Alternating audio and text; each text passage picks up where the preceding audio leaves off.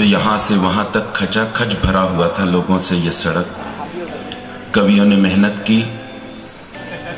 आधे से ज्यादा खाली कर दिया। मुझे लगता है मुझे कितनी मेहनत करनी पड़ेगी कि पूरा खाली हो जाए। दो और बच्चे हैं, बहुत अच्छा लग रहा है, आगे आ जाए। सच बता रहा हूं कि फिरोज सागर ने, शंभू शिखर ने, इधर प्रेरणा ने, क्या जोड़ी बैठी, ऐसे झारखंड के बगल में कश्मीर बैठ गया हो जैसे। कभी कभी क्या होता है यार, उज्जैन के उज्जैन में मतलब सुरेश मिश्र के चेहरे से मुस्कुराहट नहीं थम रही। बड़ी मुश्किल से आशाराम बापू को वर्षों की तपस्या के बाद जो जगह नहीं मिली, सुरेश मिश्रा को अनायास मिल गई है। और सुरेश मिश्रा जी के चेहरे पर मुस्कान देख के ऐसा लगता है कि इन्वर्टर कितना भी पुराना हो जाए, अगर थोड़ी देर के लिए नई बैटरी बगल में लगा लो तो पुराना इन्वर्टर भी चलने लगता है। भाई साहब, मैं प्रणाम करता हूँ। मेरा अपना समय, मेरी अपनी ट्रेन है। ये सब ने बहुत अच्छी कविता पढ़ी, सुरेश मिश्र से शुरू होकर के वहां तक पहुंचा। सबने अच्छी पढ़ी, सबने बढ़िया कविता पढ़ी। मैं अगर चाहूं तो भगवान की कसम इन सबसे अच्छी कविता सुना सकता हूं, लेकिन वैसी मैंने लिखी नहीं आज तक। मैं अच्छी कविता लिखता नहीं। शुरू होना भाई साहब मेरे साथ, मैं अच्छी कविता लिखता नहीं। अच्छी कविता लिखने का रिस्क है। अच्छी कविता तुलसीदास जी ने लिखी, हमारे बीच में नहीं है। अच्छी कविता सूरदास जी ने लिखी, कहां है? कबीर दास जी ने लिखी, नहीं है हमारे बीच में साहब। और क्या दिया हिंदुस्तान ने अच्छी कविता लिखने वालों को? तुलसी को, सूर को, कबीर को। इन तीनों के नाम की तंबाकू बिक रही है, जर्दा बिक रहा है हमारे देश में भाई साहब। मैं अच्छा लिखूं, मेरे नाम का गुटखा बिकने लग जाए भाई साहब, इसलिए मैं अच्छी कविता नहीं लिखता। ये जो लोग जा रहे हैं, मैं इनको बद्दुआ देता हूं।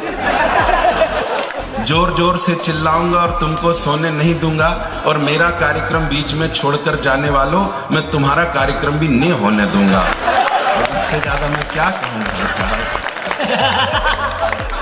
बेटा, मैं बद्दुआ ही दे सकता हूँ। मैं देखो, मैं कोई तनाव की बात नहीं, आ जाओ भाई साहब बैठ जाओ। मैं कोई टेंशन वेंशन की बात नहीं करता। मैं कोई पाकिस्तान नहीं, कोई आतंकवादी नहीं। आप भी बैठ जाओ भाई साहब, क्या दिक्कत है? भगवान ने खड़े होने के लिए दो पैर दिए, तो बैठने के लिए भी कुछ अच्छा दिया है। बैठो। नहीं, इसलिए कहा करता हूँ बैठ जाओ, क्योंकि विज्ञान में एक नियम है कि हमारे शरीर में कई अंग ऐसे थे जो पहले थे, बाद में धीरे धीरे हमने उसका प्रयोग करना बंद कर दिया। जैसे पूंछ थी, किसी अंग का प्रयोग करना बंद कर दो तो वो गायब हो जाती है। इसलिए मैंने बिठाया, मैंने कहा वही गायब हो जाए तो दिक्कत हो जाएगी, इसलिए मैंने कहा बैठ जाओ। तो तनाव लेना मत। मैं 15-20 मिनट आपके बीच में रहूंगा, वीरगति को प्राप्त हो जाऊंगा। ठहाके लगाएगा, हंसे। तनाव देने से क्या फायदा पाकिस्तान कश्मीर का तनाव देने से? भाई साहब, ठहाके लगाओ, हंसते हो, मस्ती में रहो। टेंशन देना तो बहुत आसान काम है, 1 मिनट नहीं लगता टेंशन देने में। हंसना थोड़ा मुश्किल काम है, हंसाना उससे मुश्किल काम है। किसी को आपको टेंशन देना हो, 1 मिनट नहीं लगता। कोई इधर से आ रहा, आप इधर से जा रहे हो, वो आपको नहीं जानता, आप उसको नहीं जानते। अगले को आपको टेंशन देना, आप उसके पास रुको, कॉन्फिडेंस के साथ मुस्कुराओ, और फिर बोलो भाई साहब नमस्ते, और निकल लो चुपचाप। अगला शाम तक के लिए बुक हो जाएगा। कौन था, कहां मिला था, मैं क्यों नहीं जानता। शर्मा तो नहीं था, श्रीवास्तव तो नहीं था, क्या करे साहब। हास्य का कवि पैदा कैसे हो, हास्य का कवि बनता कैसे? ऐसी ऐसी घटनाएं होती हैं, अगला हास्य का कवि हो जाता है। जमाना बदला है साहब, युग परिवर्तन का संकेत है। पैर सीधे कर लो थोड़ा सा। आप तो ऐसे बैठे हो कि जैसे खुद को मुगले आजम मेरे अनारकली से। बैठो भाई साहब, आराम से बैठना। हास्य का कभी बस ठाके लगाना, मैं कोई तनाव नहीं देता भाई साहब। जो लोग खड़े, मुस्कुराने के अवसर आपको बहुत कम मिलते हैं। हास्य का कभी बनता कैसे? उल्टे जवाब मिलते। युग परिवर्तन का समय साहब, जमाना बदला है। मेरा बड़ा लड़का 10वीं में पढ़ता है, पिछले साल फेल हो गया था, इस बार फिर फेल होके आ गया। मैंने उसको डांटा, मैंने कहा नालायक, फिर फेल हो गया।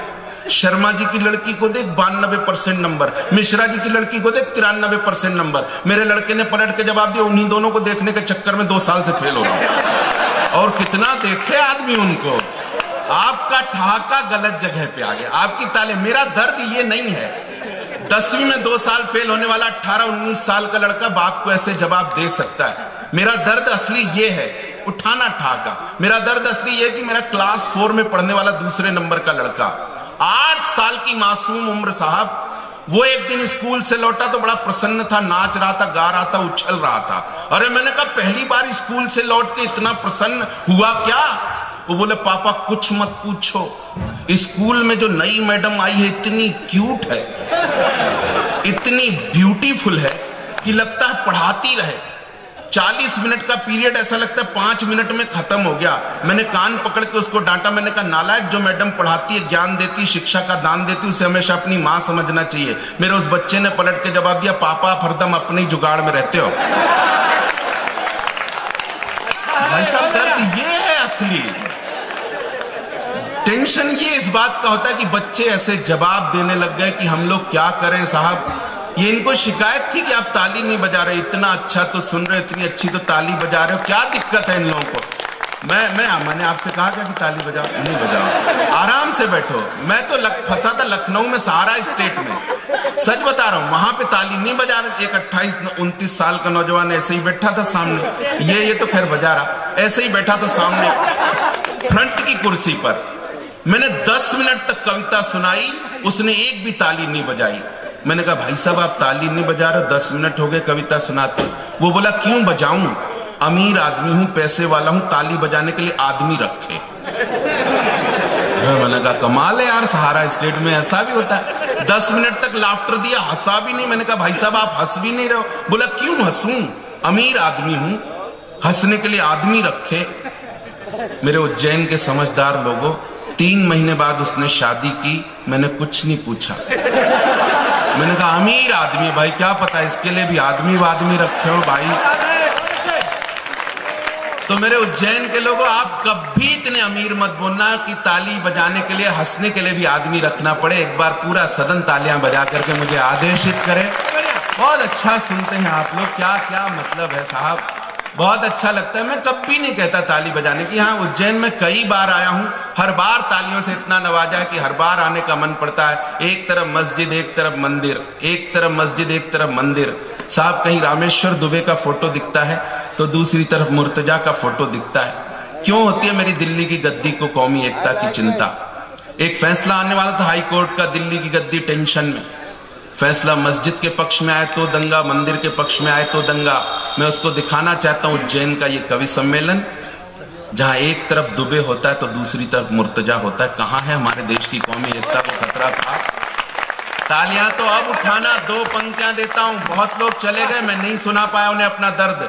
आगे से पीछे तक, इधर खड़े हुए, उठे हुए, बैठे हुए, सब लोग उठाना अपने हाथ। तब 2 पंक्तियां देना चाहता हूं उज्जैन की कौमी एकता को पसंद करने वाली जनता को, कि इतना तो तेरे दर पे मुकद्दर जवाब दे, इतना तो तेरे दर पे मुकद्दर जवाब दे, कतरा करे सवाल समंदर जवाब दे, और इतनी तो हो हम सब में आपस की एकता कि मस्जिद के हर सवाल का मंदिर जवाब दे, मस्जिद के हर सवाल का मंदिर जवाब दे। क्या सुनते हैं लोग आप लोग, क्या बढ़िया लोग हैं, सच बता रहा हूं। क्या श्रोता हैं आप लोग? मुझे तो लगता है यहाँ का एक श्रोता पेटी में बंद करके बाहर भेजा जाना चाहिए। भगवान कसम आप लोगों का तो निर्यात होना चाहिए। मैं किसकी कसम खा लूं साहब, मैं दुबे जी की कसम खाता हूं कि कश्मीर से लेकर के कन्याकुमारी तक, उधर केरल से लेकर के कंधार तक, इधर अटक से लेकर के कटक तक, मैंने इतने प्यारे श्रोता कहीं नहीं देखे। और ये बात मैं इसलिए भी दावे के साथ कह सकता हूं क्योंकि मैं इतनी दूर दूर तक गया ही नहीं। लेकिन सच में आप लोग बहुत अच्छा सुन रहे। कविता का दौर है, 2-4 अच्छी पंक्तियां आपके सामने रखता हूं। बहुत सारी बातें हुई साहब, हम लोग क्या करें, हास्य का कवि ऐसे उल्टे जवाबों से बनता है, घर के जवाब ऐसे उल्टे मिलते हैं। एक बार घर पे कवि सम्मेलन नहीं था तो घर पे ही किया, पत्नी को छेड़ते हुए कहा, मैंने कहा सुन, कल रात वो जो सुंदर पड़ोसन ने मेरे सपने में आई थी। पत्नी ने जवाब दिया अकेली आई होगी। मैंने कहा तुझे कैसे पता? बोले पड़ोसी मेरे में आया था। खटाक से जवाब मिलते हैं साहब, आदमी हास्य का कवि कैसे ना बने। बाबा रामदेव की बात हुई साहब, क्या बताएं, भुगतना पड़ता है। पत्नी जिद पे आ गई, बाबा रामदेव के कैंप में जा रहे। मैंने कहा क्या होगा? अरे बोले मस्त रहोगे, स्वस्थ रहोगे। मैंने कहा मैं वैसे ही स्वस्थ, वैसे ही मस्त। बोले प्रसन्न रहोगे। मैंने कहा मैं वैसे ही प्रसन्न। बोले एक बार जाके देखो। मैं गया साहब, क्या जा भुगतना था, मैंने भुगता। बाबा रामदेव तो बैठ जाते 40 फीट दूर और सामने पब्लिक को बिठा देते 1-1 फीट छोड़ के। अब बाबा ने उधर से बोला, मेरे पीछे एक बुजुर्ग सज्जन बैठे थे 1 फीट पीछे, उनको जाने का जन्म का जुकाम। अब बाबा ने उधर से बोला कि दाईं ओर से जोर से खींचो। उसने सड़ सड़ करके खींचा।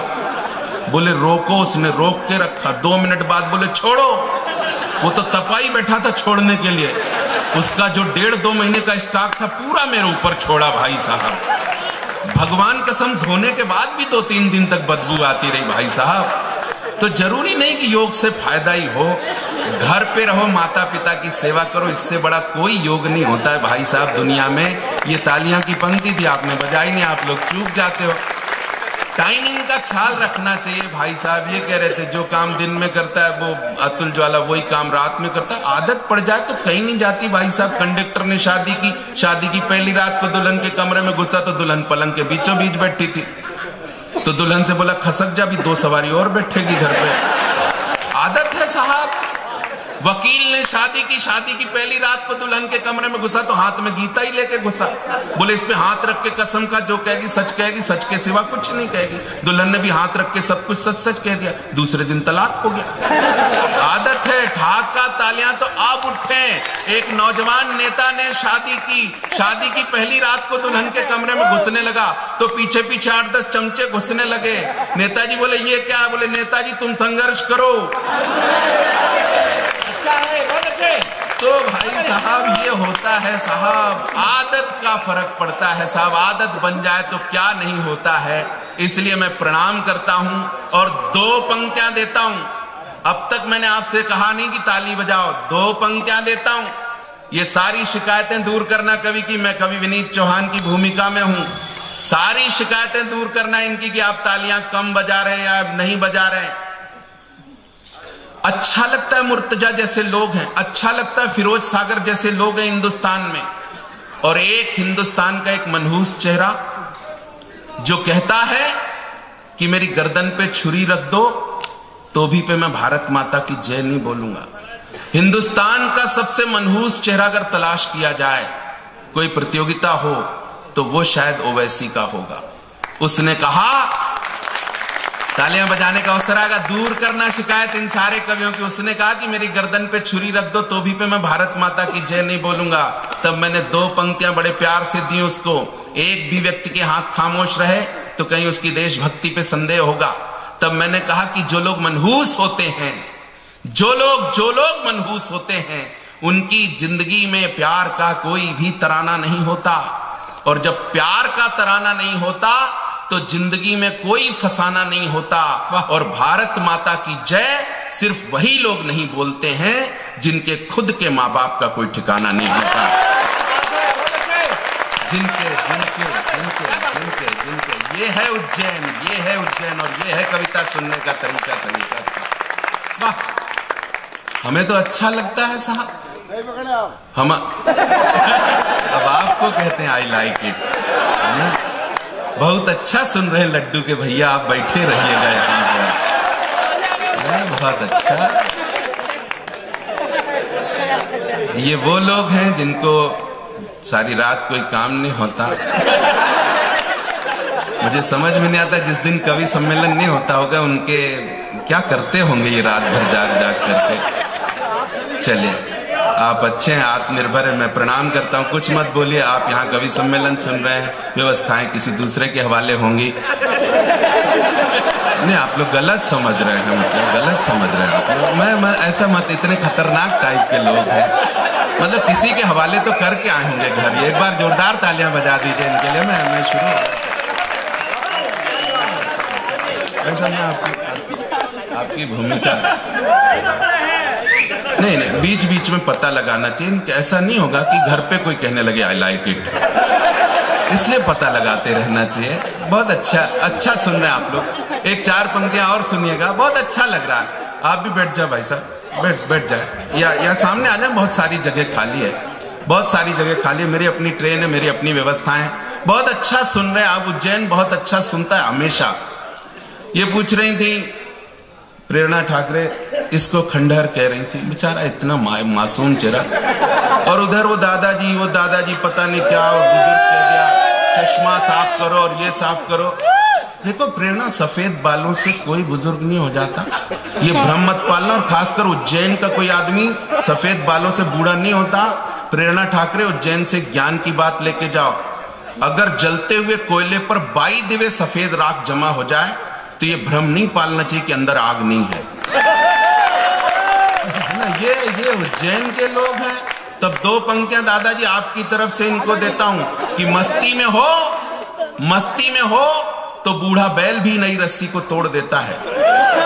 तालियां ठाका गलत जगह पे, अगली पंक्ति पर उठे आपकी तालियां। मस्ती में हो तो बूढ़ा बैल भी नई रस्सी को तोड़ देता है, और इंजन टनाटन हो तो पुराना ट्रक भी नई मारुति को पीछे छोड़ देता है। मैं प्रणाम करता हूं आपको, बहुत अच्छे लोग हैं। खंडहर कह रही थी इसको, बेचारे को, अच्छा खासा जवान आदमी खंडहर कह रहे थे इसको। एक कविता सुना, कोई बहुत जरूरी काम नहीं हो तो बैठे वैसे। आइए एक कविता सुना देता हूँ। हाँ आइए एक कविता सुना देता हूँ वैसे। बढ़िया, आई लाइक इट। कहाँ चले गए? वीरगति को तो प्राप्त नहीं हुआ। बैठ रहेगा। एक कविता सुना देता हूँ साहब। खंडहर नहीं कहना चाहिए प्रेरणा इसको, बहुत अच्छा। खंडहर क्यों कह देते हैं इनको? खंडहर अपनी कहानी अपने आप कहता है। खंडहर अपनी जिंदगी में बनते बिगड़ते बहुत कुछ सहता है, और खंडहर का कभी भी मत उड़ाना प्रेरणा मजाक। खंडहर कितना भी पुराना हो जाए, एक आध पिलर सलामत रहता है। अभी भी आप लोग गलत समझ रहे हैं, मतलब कहीं ना कहीं तो किसी दम पे तो खड़ा ही रहेगा खंडहर। साहब सुनना, अच्छा सुन रहे आप लोग, अच्छी कविता सुन रहे तो अच्छा सुनना साहब। एक शख्स हुआ, अभी तक जिक्र नहीं आया, नहीं तो मैं ना कहता। एक जिक्र नहीं आया, आज से 10-12 महीने पहले, 1 साल पहले तक माताएं बहनें अपने बच्चों का बड़े प्यार से कन्हैया नाम रखती थी।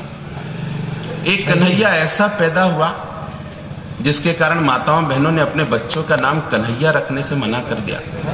वो जेएनयू का कन्हैया साहब, उसने ऐसा कहा मुझे कोई दिक्कत नहीं, उसने वैसा कहा मुझे कोई दिक्कत नहीं। देशद्रोह के अपराध में जेल भेजा गया, मुझे कोई दिक्कत नहीं। देशद्रोह के अपराध में जेल से जब वो बाहर आया तो जेएनयू में उसने 40 मिनट का भाषण दिया। उसने क्या कहा, उससे भी मुझे कोई दिक्कत, मुझे एक वाक्य से दिक्कत है, पूरे देश को दिक्कत हुई, आपकी भाषा बोलना चाहता हूं। उसने एक वाक्य कहा कि कश्मीर में हिंदुस्तानी सैनिक कश्मीरी महिलाओं के साथ बलात्कार करते हैं। कैसे हिम्मत पड़ जाती आजाद हिंदुस्तान में इनकी कहने की ऐसा। वो जैसलमेर की 57 डिग्री सेंटीग्रेड की झुलसती हुई गर्मी में हमारा सैनिक बंदूक लिए सिर्फ इसलिए खड़ा रहता है ताकि हिंदुस्तान की आबरू सलामत रह सके, कोई आंच ना आए हिंदुस्तान की आबरू को। वो हनुमथप्पा जैसा सैनिक 6 दिन तक -40 डिग्री सेंटीग्रेड की बर्फ के नीचे दबा रहता है, फिर भी सांसें चलती हैं, सीना धड़कता रहता है, सिर्फ इसलिए क्योंकि उसके दिलो दिमाग में हिंदुस्तान की आबरू चलती रहती है। कैसे हिम्मत पड़ती है साहब इनकी ये कह देने की कि हिंदुस्तान के सैनिक ऐसा करते हैं। कैसे हिम्मत पड़ जाती हिंदुस्तानी सैनिकों का अपमान करने की। तब 2 पंक्तियों में आपकी भाषा बोलना चाहता हूं। हास्य व्यंग का कवि, व्यंग के माध्यम से कन्हैया तक अपनी बात पहुंचाना चाहता हूं। बस आखिरी पंक्ति आपके पास तक पहुंच जाए तो पूरी ऊर्जा समेटना, कलेजे में ठक से लगे तो विदा करना। तब मैंने माननीय मोदी जी से निवेदन किया कि माननीय मोदी जी एक बार करो कुछ ऐसी व्यवस्था, माननीय मोदी जी एक बार करो कुछ ऐसी व्यवस्था, टेक इट सीरियसली, ना हो इसमें कोई हंसी ठट्ठा। एक बार कन्हैया और उसका परिवार और जितने उसके समर्थन में हैं उन सबके परिवार को करके इकट्ठा 4 चांद लगाओ उनकी तकदीर में, और एक बार इनको इन सबको ले जाकर के रखो 1 महीने के लिए कश्मीर में, और उसके बाद हिंदुस्तान के सारे जांबाज सैनिकों को वहां से हटवा देना, और कन्हैया तुम्हारे परिवार की आबरू अगर एक दिन भी सलामत रह जाए तो मेरी गर्दन कटवा देना। वाह वाह वाह वाह वाह, कैसे हिम्मत पड़ती है साहब, पता नहीं कैसे हिम्मत पड़ती है साहब। ये कहीं ना कहीं हमारी राजनीति ने, कहीं ना कहीं, मैं यहाँ के नेताओं की बात नहीं, यहाँ तो फसल अच्छी हुई है साहब, बहुत अच्छे नेता है यहाँ पे तो यहाँ की तो पुलिस भी बहुत अच्छी है। जब एक के बदले, एक सिपाही के बदले 8 आतंकवादी मारे तो मैं उनको सैल्यूट करता हूं, सलाम करता हूं। सच बता रहा हूं, हमारा मध्य प्रदेश शांति प्रिय राज्य है साहब। ये माना कि हमारे पास बम नहीं है, लेकिन इस घटना के बाद कोई ये ना कहे कि हमारे पास दम नहीं है। ये माना कि हमारे पास बम नहीं है, और इस घटना के बाद कोई ये ना कहे कि हम में दम नहीं है, और एक सिपाही के बदले मरवा दिए 8 आतंकवादी किसी के आदेश पर। अब तो ये साबित हो गया कि अपने शिवराज का सीना भी 56 इंच से कम नहीं है। मैं प्रणाम करता हूं उस मुख्यमंत्री को। मुझे तो लगता है शिवराज सिंह चौहान को कश्मीर का मुख्यमंत्री बना देना चाहिए कुछ दिन के लिए। जितने जेल में बंद है निकलवा करके भोपाल भेजो, ईंट खेड़ी के पास भेजो, निपटाई तो एक बार मामला, क्या दिक्कत है साहब। लेकिन साहब अपने देश की राजनीति, कहीं न कहीं नेताओं के प्रति लोगों में घृणा आई। ऐसी राजनीति करने वाले लोग साहब क्या क्या कहें साहब। विपक्ष की राजनीति ऐसी हो गई साहब, आतंकवादियों के एनकाउंटर पर भी आजा पहना दो, कैसे भी पहना दो, क्या दिक्कत है। इस चक्कर में मेरी शादी नहीं हो पाई थी, वो माला ही सुलझाती रह गई थी वो। क्या दिक्कत है भाई साहब। चलो चलो चलो। अच्छा विनीत चौहान को तो नहीं पहनाना। चलो चलो चलो चलो चलो चलो चलो चलो चलो एक बार तालियां वालियां बजा दीजिए इनके लिए। असल में कोई नई जैकेट सिलवाता है, पहनता तो बेचैन हो जाता, कैसे दिखाऊं सबको, तो वो भी आ जाता माला पहनाने के बहाने से। वो ये होता है। मैं उनको प्रणाम करता हूं। आपने ताली वाली बजा दी, बहुत अच्छा लगता है। विपक्ष की राजनीति तो साहब उस पर भी शक करने लगती है। तब क्या कहें साहब, बिहार में ऐसा हुआ, कितना परेशान होंगे लोग बिहार में कि एक आदमी ने चिढ़ के नेता को गाली दे दी कि जाओ तुम्हारे शरीर में कीड़े पड़े, तो नाली में से वो छल करके 4-6 कीड़े बाहर आ गए। बोले जबान संभाल के बात करना, अपना भी कोई स्टैंडर्ड है। ये स्थिति हो गई साहब कहीं ना कहीं। जब नेताओं की राजनीति वहां तक पहुंच गई तो क्या कहे आदमी, क्या करे। ये कह रही थी कि शादीशुदा मर्द की और औरत की क्या पहचान होती है। एक ने मुझसे ही पूछ लिया शादीशुदा महिला की क्या पहचान। मैंने कहा जिसकी मांग में सिंदूर भरा हो, मंगलसूत्र यहां तक लटका हो, अलग पहचान में आ जाती शादीशुदा। बोले फिर पुरुष की। मैंने कहा जिसका चेहरा मंगलसूत्र की तरह लटका हो, अलग ही पहचान में आ जाता है कि शादीशुदा। शादीशुदा आदमी का कोई धर्म नहीं होता, कभी मंदिर जाए, कभी मस्जिद जाए, कभी गिरजा घर जाए, कोई धर्म नहीं होता भाई साहब। एक शादीशुदा आदमी चला गया निर्मल बाबा के दरबार में, जिसका जिक्र आया। बोले बाबा 3 साल हो गए, पत्नी एक दिन भी खुश ना रही, न हंसी न मुस्कुराई, कोई उपाय बताओ बाबा, पत्नी हंसे खुश रहे। निर्मल बाबा बोले बेटा अगर ऐसा कोई उपाय मुझे पता होता तो मैं खुद निर्मल बाबा काय को बनता। अरे बोले बाबा भगवान कसम बहुत परेशान, कोई उपाय बताओ। निर्मल बाबा ने आंख बंद की, खोली। बोले बेटा पत्नी खाना बनाती? बोले हाँ बाबा बनाती। बोले बेटा रोज खाता? बोले हाँ बाबा रोज खाता हूं। बोले बेटा कभी खाने की तारीफ की? बोले ना बाबा तारीफ तो कभी ना की। बोले बस तो कृपा वहीं अटकी हुई है, एक बार तारीफ करना शुरू कर, कृपा आना शुरू हो जाएगी। अब साहब उसको रास्ता मिला, रात की गाड़ी पकड़ी, सुबह घर में बोला पत्नी को नाश्ता बना के लाओ। पत्नी बोली क्या खाएंगे नाथ? वो बोला आलू के पराठे दही के साथ। पत्नी भी गई, गर्मा गर्म 2 पराठे बना के लाई, साथ में दही की कटोरी रख के लाई। पति ने जिंदगी में पहली बार भगवान कसम खाया कम, तारीफ ज्यादा की। अरे बोले क्या नाश्ता है, हाथ चूमने का मन करता है तुम्हारे। जैसे ही नाश्ता खत्म हुआ, पत्नी ने आके 1 लात मारी, 3 फीट दूर गिरा। बोली नाश पीटे, 3 साल से मैं बना रही थी, तारीफ ना की, आज साला पड़ोसन से मांग के लाई तो तारीफ पे तारीफ किया जा रहा है। ये टेंशन होता है भाई साहब। आपकी किस्मत अच्छी होनी चाहिए, वरना तो किसी की भी लात पड़ जाए। आपकी किस्मत बहुत अच्छी थी जो इतने बड़े कवियों को, इतने अच्छे कवियों को बुलाया। एक बार कमेटी के लिए जोरदार तालियां बजा के उनको बधाई दें, साधुवाद दें। 1.5 मिनट और एक छोटी सी कविता सुना के अपनी जगह जाना चाहता हूं। बहुत अच्छा सुन रहे हैं, बस वो मैं सुना देता हूं, जिसके लिए मैंने इतनी लंबी यात्रा की, जिसने मुझे 12-13 देश घुमा दिए साहब। वो कविता आपके बीच में रखता हूं।